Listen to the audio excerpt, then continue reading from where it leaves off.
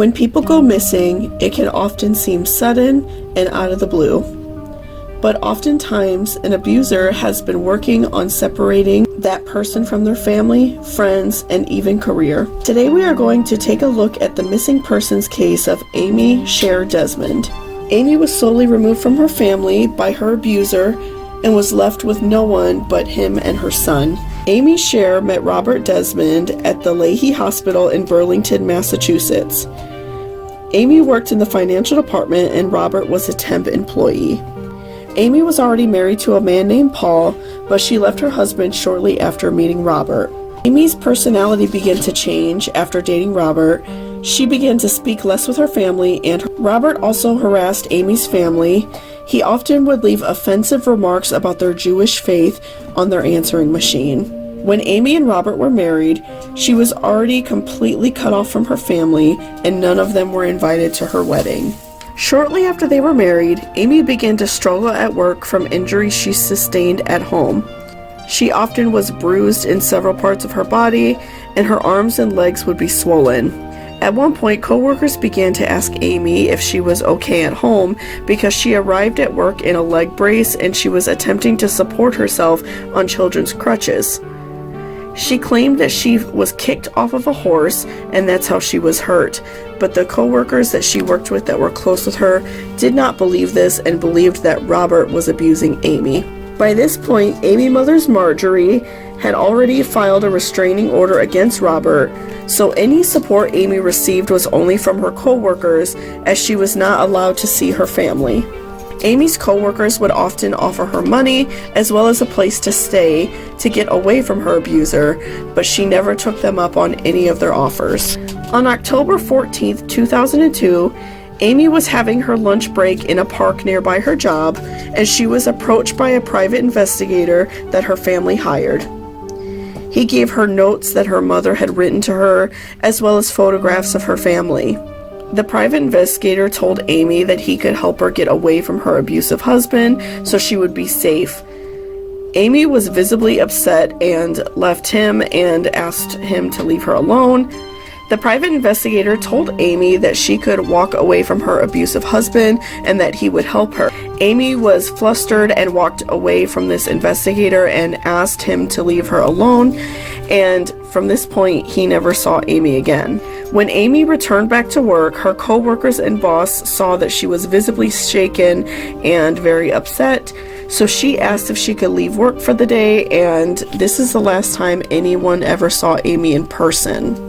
The following 2 days, Amy called off from work, again claiming that she wasn't feeling well, and on the third day, which would have been October 17th, Robert called Amy's supervisor and told him that she would no longer be working for the company, and that was her resignation.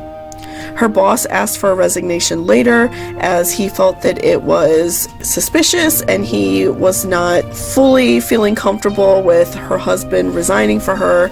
So a couple days later, Robert sent a resignation letter from his personal email that it appeared was personally signed by Amy, but the handwriting did not match Amy's handwriting. I'm sure that her supervisor and her co-workers had seen Amy's handwriting several times as they all worked together in an office, and they all took a look at it and saw that this was not Amy's handwriting, so they believed Robert forged this letter. Amy's boss called the police and asked them to do a welfare check on Amy, and when they spoke to Robert, he claimed that she broke up with him and that he dropped her off at the Owl Wolf train station located in Cambridge, Massachusetts earlier that same day. Police believed Robert, and no other investigation took place until about 18 months later when the private investigator her family hired discovered that Amy no longer lived with Robert or their son. Amy's family requested the police to take another look at Robert, but he maintained his story that she left him voluntarily. Amy's family, co-workers, and neighbors all stepped forward about Robert's abusive behavior. Co-workers told police that Amy often came into work in pain and was often heard crying on the phone while talking to Robert. Neighbors informed the police that neither Amy or her son were allowed outside of the home unless Robert was there as well. One neighbor even claimed that she smelled burning flesh outside of the home. When police searched the home, they found no evidence of foul play, But because so much time had passed, at that point, Robert would have had ample time to clean and get rid of any trace of Amy.